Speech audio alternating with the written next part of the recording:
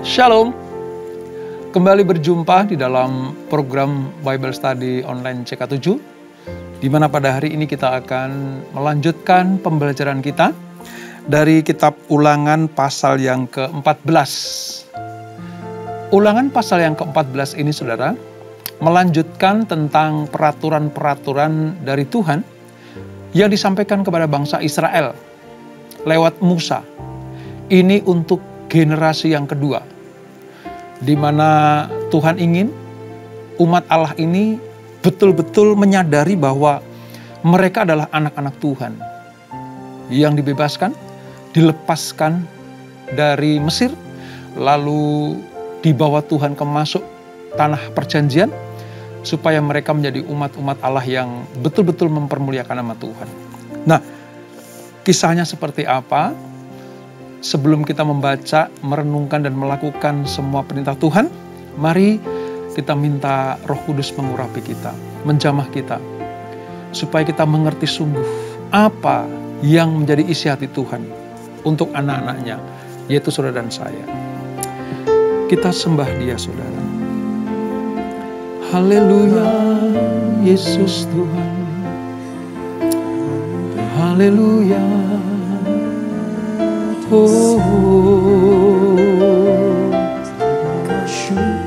Bentuk kami menjadi bejana-Mu, Tuhan. Bentuk kami menjadi alat-Mu yang indah. Jamah kami, Roh Kudus. Jamah kami, Tuhan. Biar kami layak di hadapan-Mu.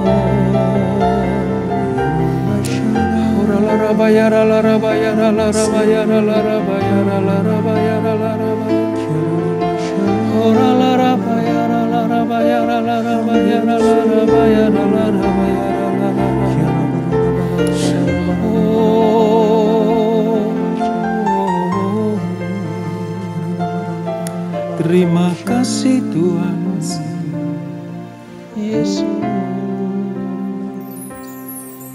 Bagaikan bejana siap dibentuk, demikian hidupku di tangan-Mu.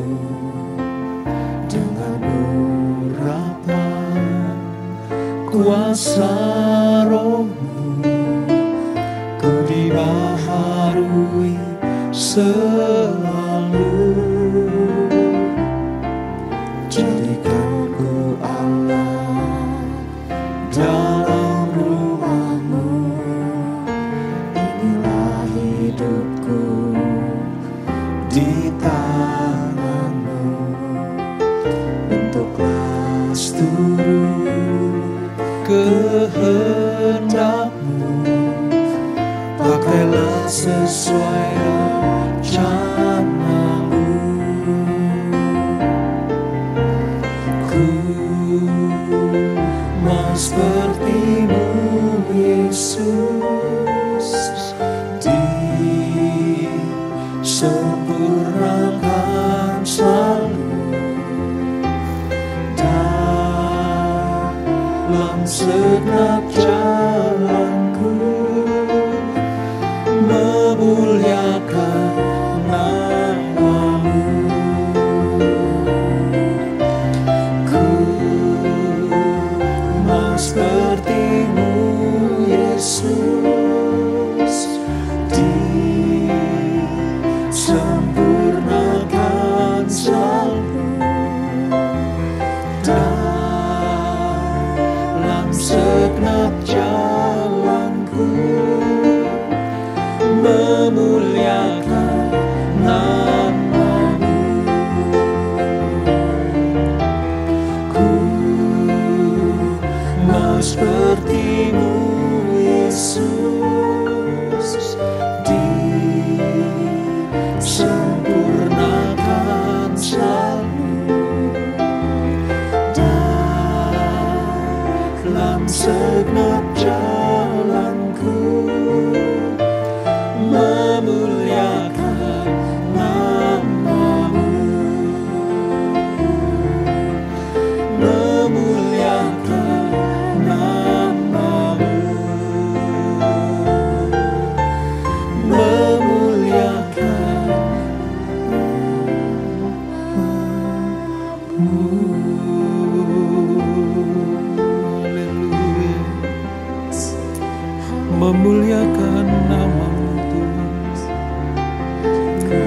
Haleluya. Yang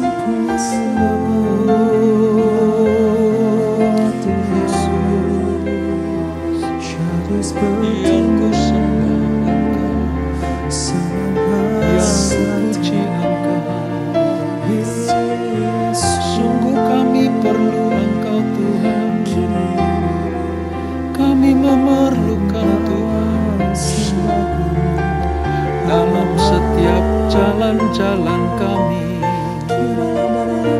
Kau satu-satunya Allah, Kau satu-satunya Tuhan yang kami perlukan.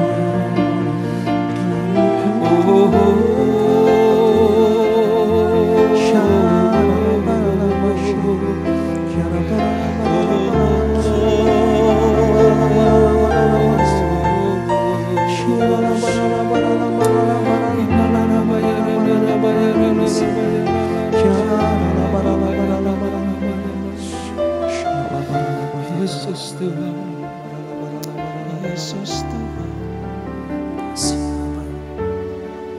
Kemanakah kami mencari kasih sejati? Kemanakah kami berseru saat badai datang menderu? Yang kami tahu hanya Kau yang mampu pulihkan segala sesuatu. Kami perlukan keajaiban-Mu, kami butuhkan sentuhan tangan-Mu. Kami tak dapat jalan sendiri, kami perlu Kau Tuhan.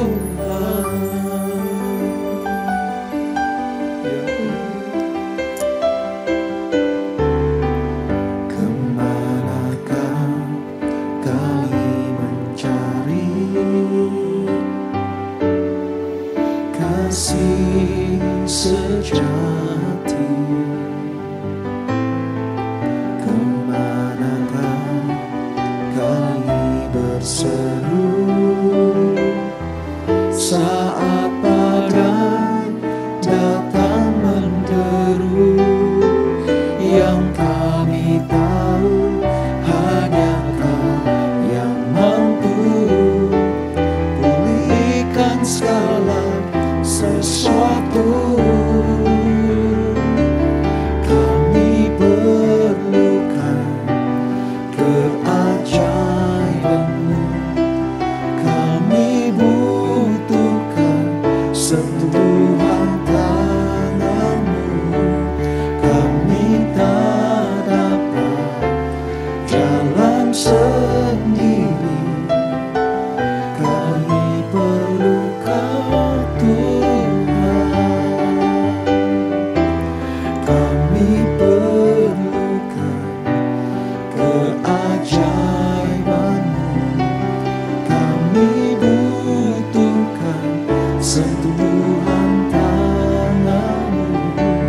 Kami tak dapat jalan sendiri, kami perlu Kau Tuhan. Kami perlu Kau Tuhan, kami perlu Kau Tuhan. Amin, amin, amin. Kami tidak dapat berjalan sendiri ya Tuhan. Kami tidak dapat menentukan arah kemana kami melangkah. Namun puji syukur kami memiliki Allah Tuhan yang luar biasa, yaitu Tuhan Yesus Kristus, yang tidak pernah membiarkan kami berjalan sendiri, yang menuntun, mengarahkan, memberikan jalan-jalan kehidupan Dengan demikian, kami tidak tersesat, kami tidak binasa, melainkan beroleh hidup yang kekal. Terima kasih Tuhan Yesus, terima kasih Bapa di surga, untuk lawatan-Mu, untuk jamahan-Mu. Sekarang kami anak-anak-Mu akan melanjutkan untuk belajar kebenaran firman-Mu. Urapi kami, ajar kami mengerti apa yang harus kami lakukan. Kalau Engkau memberikan contoh bagi kehidupan bangsa Israel, supaya kami mengambil mana yang baik dan membuang mana yang tidak berkenan. Dengan demikian, kami akan disempurnakan hidup kami seperti bejana yang indah di hadapan-Mu. Terpuji nama-Mu kekal selama-lamanya. Di dalam nama Yesus, mari yang siap belajar firman Tuhan, sama-sama kita katakan, amin. Baik saudara, kita akan mulai membaca dari pasal yang ke-14 kitab Ulangan ini. Alkitab saya Perjanjian Lama, halaman 208. Ada 3 hal yang ada di sini saudara. Yang pertama, bagaimana bangsa pilihan Allah ini cara-cara berkabung yang benar, supaya mereka tidak seperti bangsa-bangsa kafir lainnya. Lalu yang kedua tentang makanan atau binatang yang haram dan yang tidak haram. Ini diulang kembali. Kalau dulu di dalam kitab Imamat itu kepada generasi yang pertama. Sekarang ini di kitab Ulangan kepada generasi yang kedua bangsa Israel. Lalu juga ada tentang persembahan persepuluhan. Oleh sebab itu mari kita mulai dari yang pertama, bagaimana Tuhan mengajarkan bangsa Israel cara berkabung yang benar. Dan yang dilarang itu seperti apa. Ayat 1 sampai dengan ayat yang kedua. Demikian firman Tuhan. Kamulah anak-anak Tuhan Allahmu.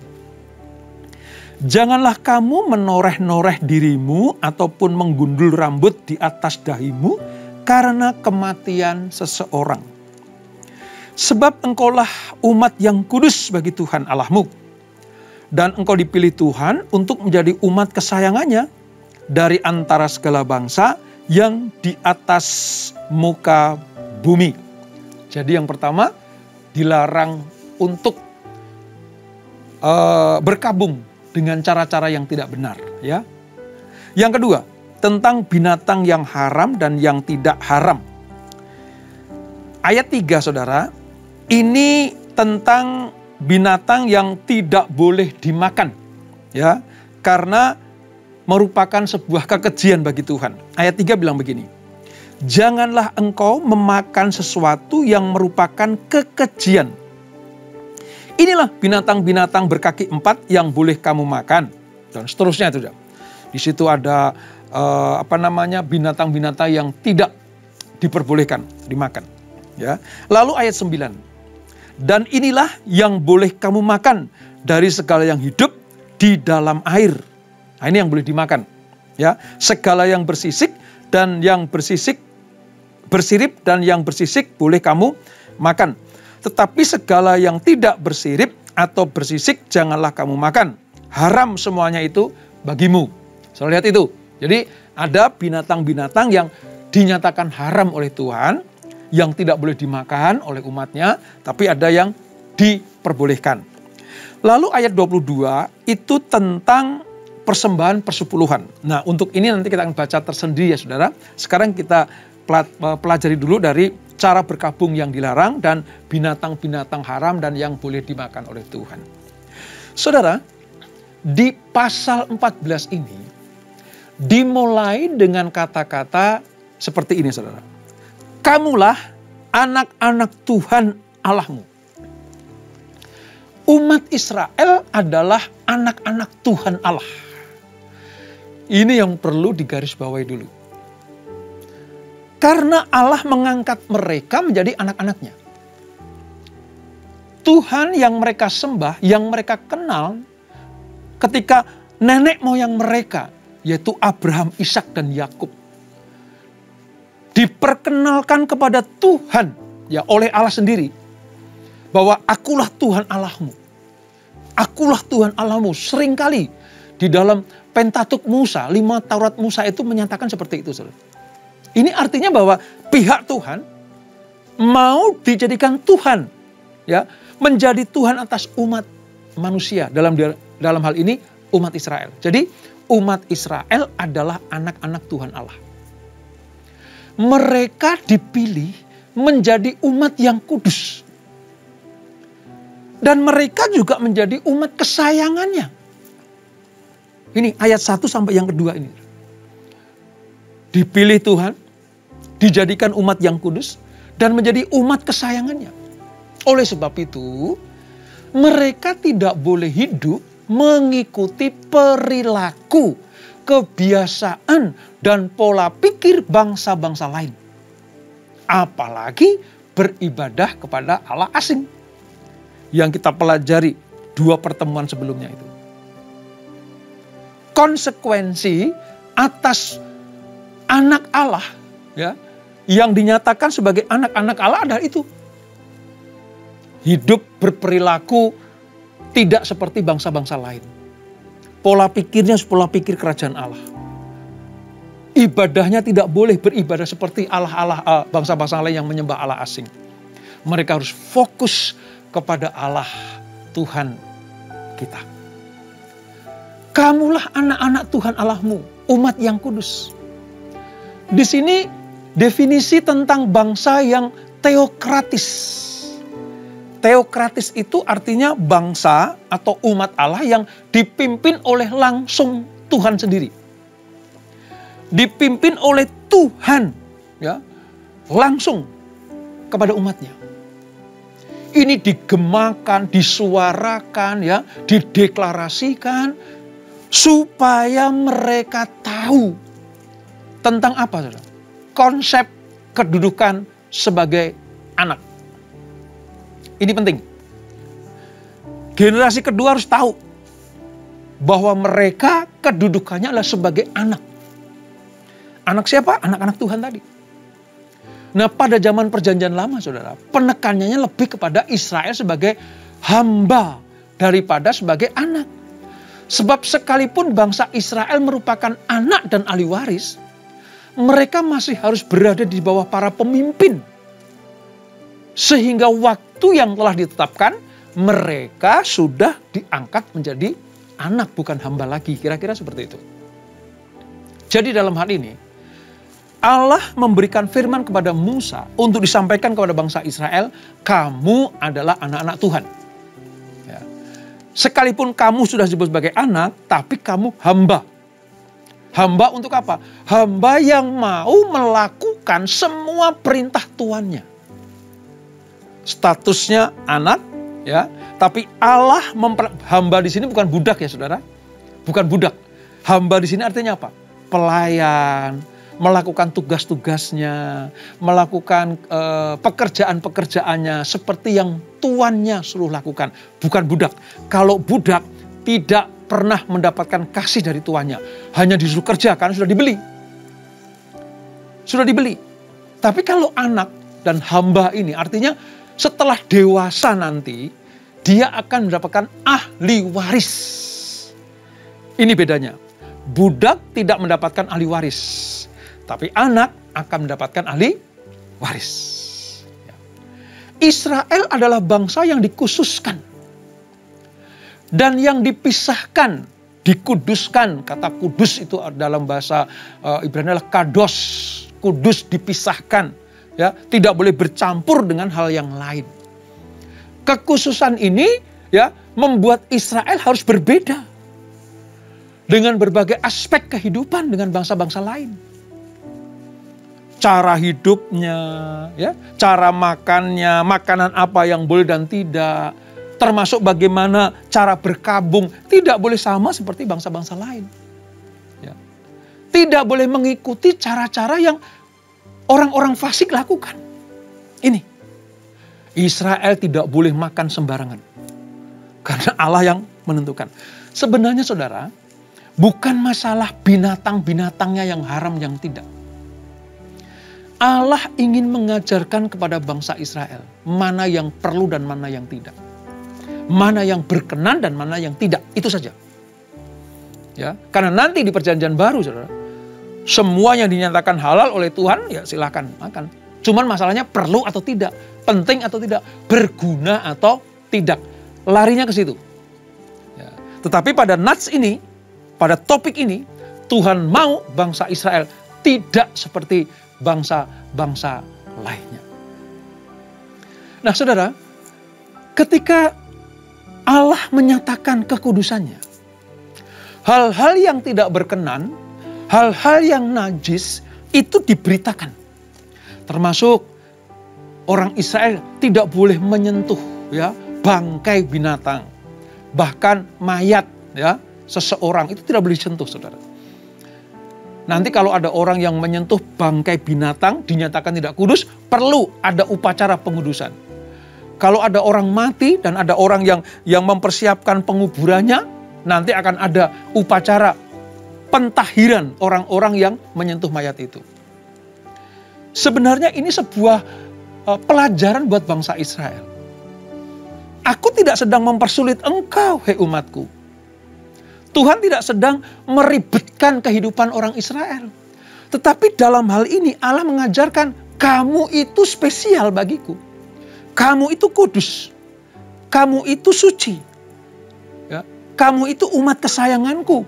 Aku tidak mau kamu dinajiskan. Ini. Kamu harus selalu tahir. Ingat kalau kita belajar tentang kitab Imamat, saudara, bagaimana bangsa Israel itu betul-betul harus kudus, tahir, ya, tidak najis di hadapan Tuhan. Karena Tuhan Allah adalah Tuhan yang kudus.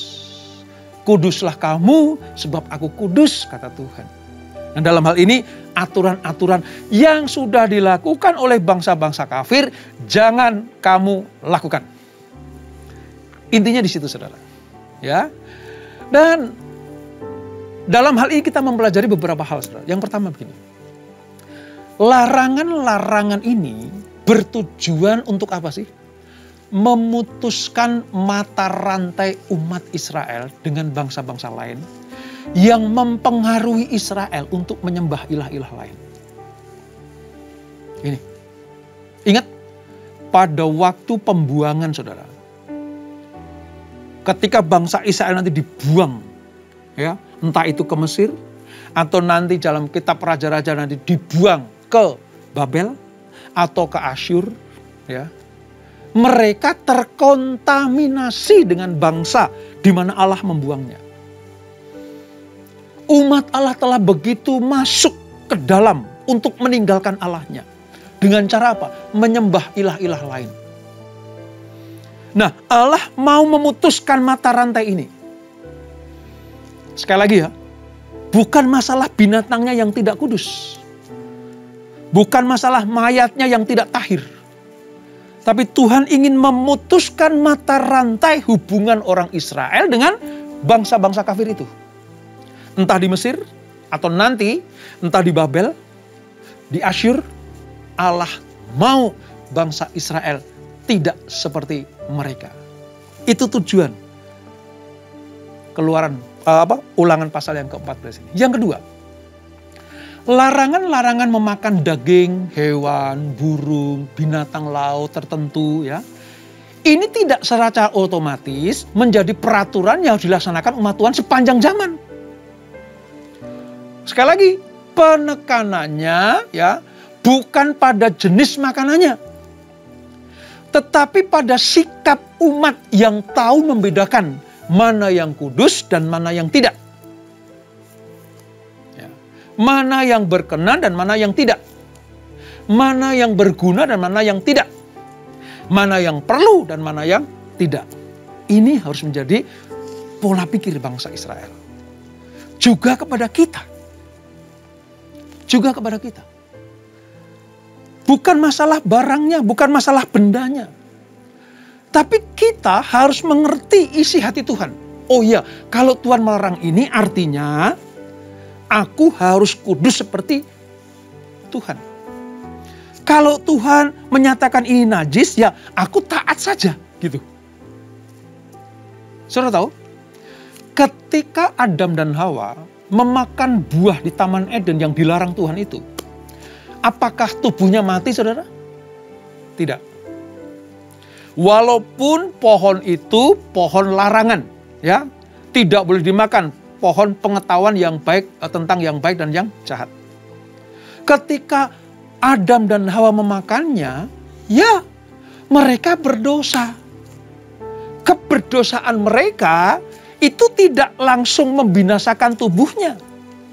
Tetapi salahnya Adam dan Hawa adalah tidak taat kepada larangan Tuhan itu.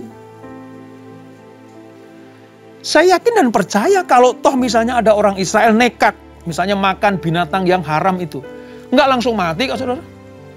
Nggak langsung binasa tubuhnya. Tetapi itu adalah kenajisan bagi Tuhan. Karena apa? Tentang ketidaktaatannya itu. Tentang orang Israel nggak bisa membedakan mana yang benar, mana yang salah.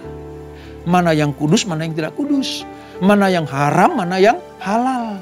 Mana yang najis, mana yang kudus. Itu masalahnya. Oleh sebab itu, ketaatan terhadap perintah Allah itu lebih penting dari segala sesuatu yang dilakukan bangsa pilihan umat Tuhan itu. Allah berinisiatif memilih dan menghususkan orang yang beriman kepadanya, termasuk saudara dan saya. Dikhususkan untuk dia, dikhususkan untuk Tuhan. Bahkan melalui kematian dan kebangkitan Tuhan Yesus Kristus, kita sudah dikuduskan oleh Allah. Karena itu, respon terhadap perintah Tuhan itu penting untuk kita lakukan. Apa itu? Menyerahkan diri kita dan tunduk total kepada Allah dan kehendaknya. Seluruh hidup kita sudah seharusnya menjadi ciri kekudusan Allah. Apa itu? Tidak bercacat celah. Tidak membangkang terhadap Allah. Baik di dalam perkataan maupun perbuatan. Ini yang diminta Tuhan. Kekudusan itu sebenarnya bukan masalah, ya intinya bukan masalah menyentuh binatang yang haram atau tidak. Tetapi apakah ketaatan kita, ya, tidak bercacat celah di dalam melakukan firman Tuhan, tidak membangkang terhadap peraturan Tuhan. Ini yang Tuhan mau orang Israel mengerti dan lakukan. Termasuk kita. Saat ini kita belajar tentang Ulangan 14 ini. Ya, supaya apa? Supaya betul-betul kita fokus hanya kepada Tuhan. Kita umat pilihan, disebut tadi di awal kan, kamulah anak-anak Tuhan. Kamulah umat pilihan. Gitu. Ini saudara. Maka renungkan. Tuhan tidak hanya memilih. Tidak hanya mengkhususkan. Tapi Tuhan juga menguduskan. Supaya lewat pilihannya, lewat menguduskan atau mengkhususkan tadi, kita menjadi umat pilihan Tuhan. Ini saudara. Nah, perikop yang terakhir tentang persembahan persepuluhan. Secara singkat ya saudara, begini. Orang Israel nanti akan masuk ke tanah perjanjian. Mereka akan menetap dan bercocok tanam, berternak di tanah perjanjian. Selama 40 tahun di padang gurun mereka tidak melakukan apapun juga untuk mendapatkan makanan. Makanan langsung dikirim dari Tuhan lewat mana, lewat burung puyuh dan daging. Ya, daging itu saudara. Tetapi ketika mereka akan masuk ke tanah perjanjian, mereka akan menetap di sana, bercocok tanam di sana, lalu beternak di sana. Nah, sebelum itu dilakukan, Tuhan sudah memberikan peringatan kepada mereka. Mereka diingatkan bahwa setiap tahun mereka harus memperoleh hasil dan mana bagian Tuhan yang harus dipersembahkan sebagai korban persembahan. Mana yang harus mereka nikmati bersama dengan keluarga. Nah, persembahan-persembahan itu ucapan syukur, buah sulung ya pada waktu itu, lalu termasuk persepuluhan. Harus dilakukan secara benar. Lihat ayat 22 saudara. Ayat 22. Persembahan persepuluhan. Ayat 22. Haruslah engkau benar-benar mempersembahkan 1/10 dari seluruh hasil benih yang tumbuh di ladangmu tahun demi tahun. Ini sudah diperingatkan sebelum mereka panen loh. Sebelum mereka bercocok tanam loh. Sebelum mereka menghasilkan atau mendapatkan hasil dari ternak-ternak mereka. Ya. Tujuannya apa? Supaya mereka menghormati Tuhan. Bahwa ini semuanya didapat dari Tuhan. Ada bagian Tuhan. Ya, ingat, di dalam setiap berkat yang kita terima, ada benih, ada roti. Roti kita makan, benih kita tabur. Jangan makan benih. Dan jangan menabur roti. Kita suka salah kaprah, banyak orang yang salah kaprah. Ya, roti ya ditabur juga, tidak pernah bisa tumbuh. Ada bagian benih, ada bagian roti. Benih untuk ditabur, roti untuk dimakan. Jangan dibalik. Ya, jangan makan benih, tapi juga jangan menabur roti. Punya bagian-bagian tersendiri. Dan Israel, saudara, diajar Tuhan seperti itu. Persembahan ini hanya boleh mereka makan di tempat Tuhan. Artinya apa? Tujuannya belajar takut akan Tuhan. Persembahan ini dipersembahkan walaupun memang Tuhan tidak menikmati atau makan persembahan itu, saudara. Itu juga untuk anak-anaknya. Juga untuk umat atau bangsa pilihannya. Wong nanti yang makan siapa? Pelayan-pelayan Tuhan, termasuk orang Lewi. Allah nggak pernah mengambil uang atau persembahan bangsa Israel, nggak pernah. Kekayaan Tuhan nggak bisa dibanding dengan apapun juga. Yang diminta Tuhan apa? Takut akan Tuhan dan taat melakukan perintahnya. Ini saudara, lihat ayat 23. Di hadapan Tuhan Allahmu, di tempat yang akan dipilihnya untuk membuat namanya diam di sana, haruslah engkau memakan persembahan persepuluhan dari gandummu, dari anggurmu, dari minyakmu, ataupun dari anak-anak sulung lembu sapimu dan kambing dombamu, supaya engkau belajar untuk selalu takut akan Tuhan Allahmu.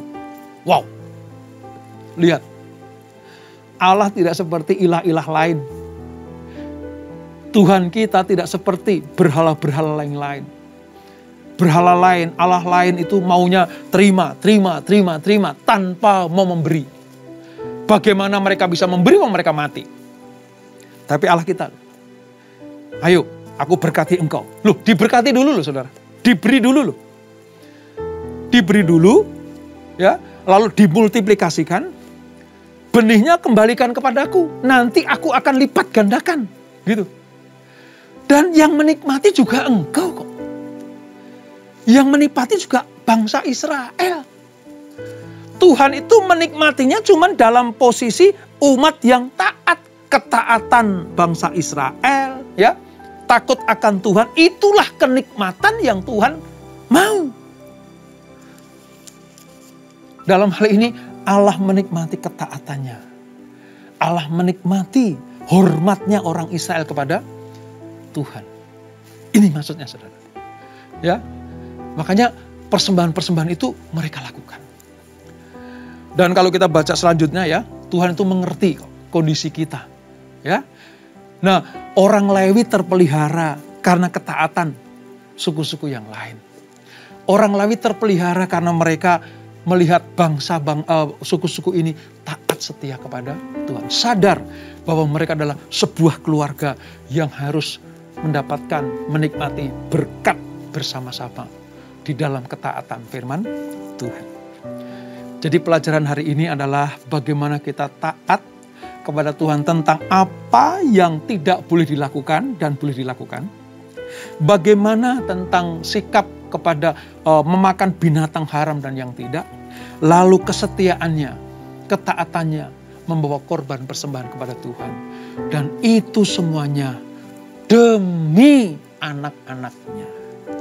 Yang taat diberkati, yang tidak taat pasti dihukum Tuhan. Pilihlah ketaatan. Dan itulah Ulangan 14. Kita tundukkan kepala. Bapak, terima kasih untuk pembelajaran pada hari ini. Seperti Engkau mengajar bangsa Israel untuk taat dan setia. Mengenai bagaimana cara berkabung. Dan bagaimana mereka memperlakukan hal-hal yang haram dan yang tidak haram. Serta bagaimana Tuhan memperingatkan ketika bangsa Israel sudah bercocok tanam, bertani, dan beternak di tanah perjanjian. Supaya mereka tidak lupa bahwa benih datangnya dari Tuhan. Tuhan yang sanggup melipat gandakannya. Maka bangsa Israel diminta untuk mempersembahkan persembahan itu sebagai benih yang dipersembahkan kepada Tuhan. Benih ditabur, roti untuk dimakan. Terima kasih Bapak untuk peringatan-peringatan ini. Dulu untuk bangsa Israel, sekarang untuk kami semuanya.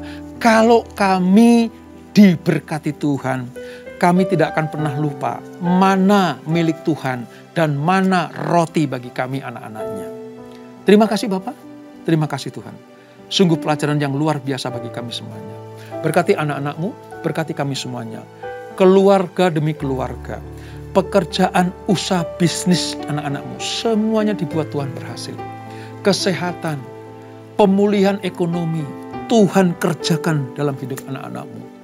Generasi Yeremia, semuanya diberkati Tuhan. Yang studi, diberkati Tuhan. Terima kasih Bapak. Dan sebelum kami berpisah, kami siapkan hati kami terima berkat yang daripadamu.